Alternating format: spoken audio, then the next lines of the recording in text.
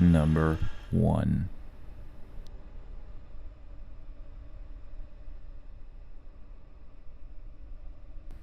This is all 100% true.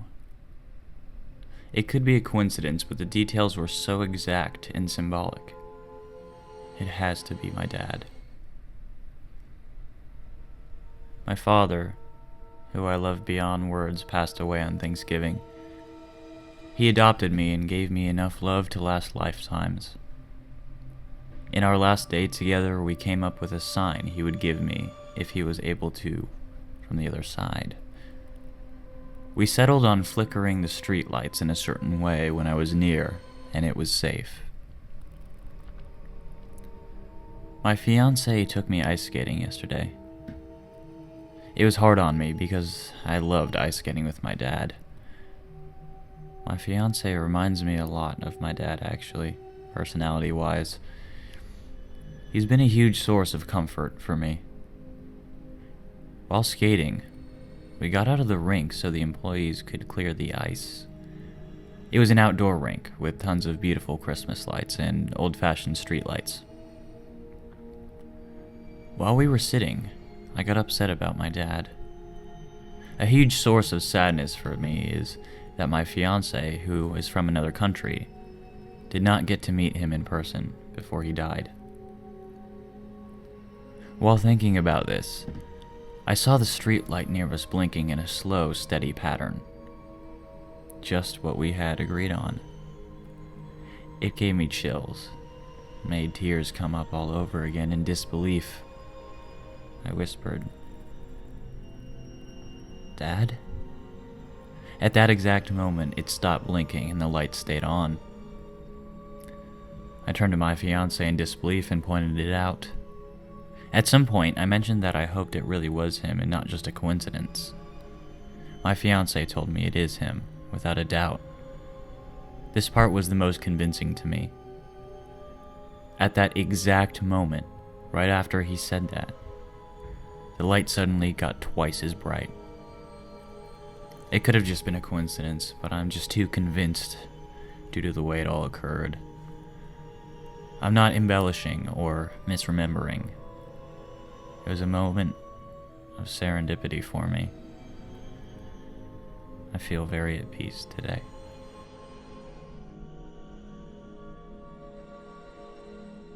Number 2. I was walking along a running path that's next to a river while thinking to myself, trying to stay positive about my life, which is in the gutter right now. I started thinking about lines from E. Cummings. Love is a place, and through this place of love move, with brightness of peace, all places. Yes, it's a world, and in this world of yes, lives skillfully curled all worlds, which I hadn't remembered in many years. In the distance, ahead of me somewhere, I heard someone yell a single word. There were 2 other men nearby, and they heard it too, but then went back to talking to themselves. I thought that it may have been someone yelling at a dog or something like that. The path next to the river is about 8 feet lower than another path next to a road on the other side of bushes. So, I kept walking. And then I was thinking, Eli. The Book of Eli. I wonder if that is a real book in the Bible. Thoughts about the name and the movie. But anyway, the path had a curve, and as I turned on the sidewalk, higher up I saw a man, with another man, in his 40s probably, standing there holding a backpack. He started talking, and I thought he was talking to himself. He was very angry. Then he started walking along the sidewalk in the same direction as my path. Well, he starts staring back at me and talking, and I think to myself, what the fuck? This guy's very angry, and I think he's talking to me. It seems like he wants to fight me.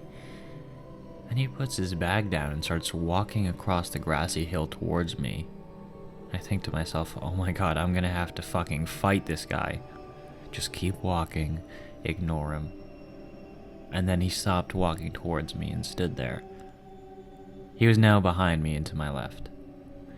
Well, I'm walking and I hear him say something like, "I heard that." And something about being sensitive. And he heard me, and I thought to myself, holy crap, he heard me say what the fuck. Or maybe he read my lips. I began to get a little bit more worried. Well, I was thinking it's over, because I'm ahead of him. But then I heard him say, "You said 3 words." I keep walking, then he yells, "E-L-I." And I stop dead in my tracks. I turn around and he's standing in the same spot. I have chills going through my body like crazy. He's staring right at me. He's nodding his head for some reason. He knows that I know that he knows. And it really freaked me out. Then he says, "The book of..." And I said, "Eli." And he says, "Exactly." Then he goes to grab his bag and starts leaving. And I say, "Who are you?" He turns back and yells, "Doesn't matter." I ask, "How did you do that?" And again he says, "Doesn't matter." "Wait, will you talk to me?" "No, you're preaching to the choir." "Talk to me, please." "Like I said, you're preaching to the choir." "No." And I sensed that if I followed him and kept it up, he would punch me out or something. I don't know. I wasn't meant to follow him. He got his message across, and then he was on his way. What gets me, though, is that he completely read my thoughts. And he knew he did that. He knew he got his point across, and that I believed him. And then he was on his way. And he was so angry. That's what bothers me now. It wasn't like he was a little old woman who was quietly reading my mind. No, this guy was enraged, to the point I thought he was going to fight me at the start of it. I checked the internet for things like stranger read my mind and such, but couldn't find any incident even similar to mine. I've gone through very bad experiences the past few months, and I was having some bad thoughts about concluding things. And then this happened. Also, the week before I was thinking in my head, wanting a sign that there was more to this world than matter and energy, and immediately this happened.